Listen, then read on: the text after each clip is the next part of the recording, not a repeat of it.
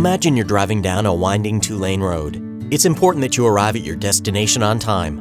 All of a sudden, you find yourself driving right behind a large, slow-moving vehicle. Now there are more cars behind you, but you can't really see in front of the slow vehicle in front of you. What do? The slow-moving vehicle is going pretty slow and you don't want to be late, so you decide to pass it. 911, what's the nature of your emergency? Driving behind a slow-moving vehicle or farm equipment may seem more of a nuisance than a potential danger, but if you aren't patient and don't pay attention to the rules of the road, the results can be deadly. You might think of a slow-moving vehicle as something like a tractor, or even something like this. But a slow-moving vehicle is exactly what it sounds like. The general thought, you always think of the old farm tractor driving down the little 2-lane road. But there are so many types. You have farm equipment, you got construction equipment, you have disabled vehicles that may be going slower, or just someone that cannot operate a vehicle at the speed that you're operating at.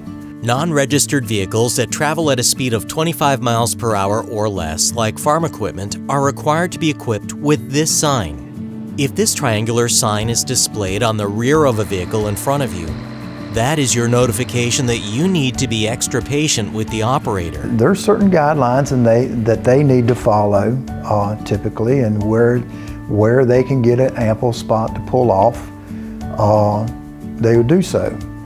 Just because they're in a large tractor, being able to find that spot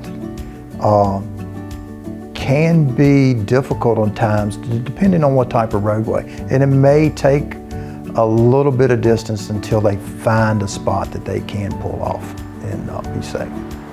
Triangle sign or not, when you encounter a slow-moving vehicle, whether it's a tractor, a state maintenance vehicle, or just a vehicle having some mechanical issues, there are a few basic things you need to keep in mind. Be patient. The vehicle operator will usually let you pass when there is enough room to get the equipment off the road.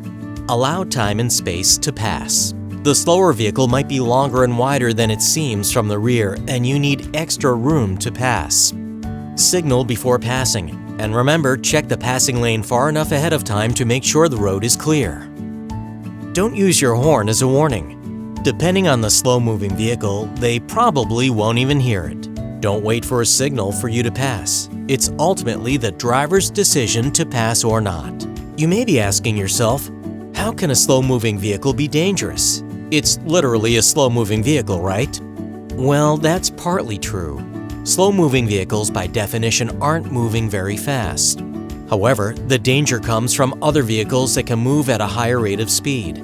When a passenger vehicle crashes with a slow-moving vehicle, the results are typically devastating. Just ask Wallach Harding. As a farmer, Mr. Harding has spent most of his life operating tractors, combines, and other slow-moving vehicles on his farm in Jetersville, Virginia. But on January 27, 2018, his farming days, as well as his life, almost came to a scary and abrupt end. I was operating this tractor on Route 360, and I was rear-ended by a car. It was estimated to be going at least 55 to 60 when I was hit, which resulted in me obtaining head injuries, a traumatic brain injury, which resulted in stroke-like symptoms. I also have a spinal cord injury, as well as a shoulder issue. The crash, which was caused by a distracted driver in a sedan, was so forceful that it broke Mr. Harding's tractor in half and threw him face down on the side of the road. While the driver of the other car also suffered major injuries, the impact of the crash immediately stopped Harding's heart and his breathing. I was DOA at the scene. However, by sheer luck, help was literally just around the corner. 2 nurses happened to come by, one in the traffic behind us and behind me, and one going the opposite direction and did CPR. I consider myself not only lucky, but very blessed. While Mr. Harding survived the crash, it's taken several months of intensive medical treatment to get him back on his feet. And he still had a long row of recovery to hoe ahead of him. When it comes to interacting with slow-moving vehicles, take it from Mr. Harding. Do the right thing. Take it slow yourself and pay attention. Be aware of what's in front of you. Tractors, most tractors, top speed is about 20 miles an hour, some are much slower. You can run up on a tractor very, very quickly. Look for a slow-moving vehicle sign. Look for flashing lights, or even just one light.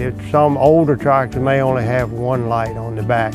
So just be aware and look ahead. With a little patience and understanding, you can help make Virginia's roads a safer place.